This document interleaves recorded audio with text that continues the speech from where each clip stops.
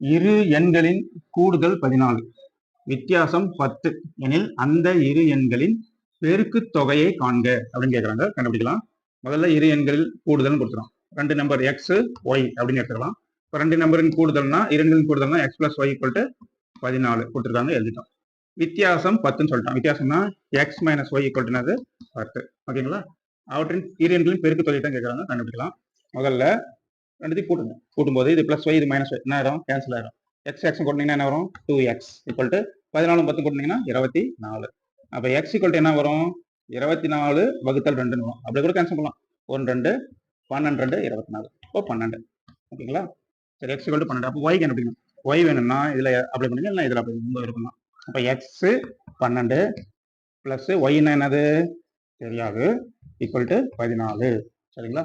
அப்போ y equal to 14 plus 12 answer போச்சுன்னா minus 12 equal என்ன ஆன்சர் வரும்? 2. 14 12 போச்சுன்னா 2. ஒய்யோட வேல்யூ என்னது? 2. X 12 y 2.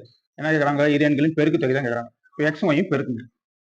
therefore x y equal to x 12 y 2.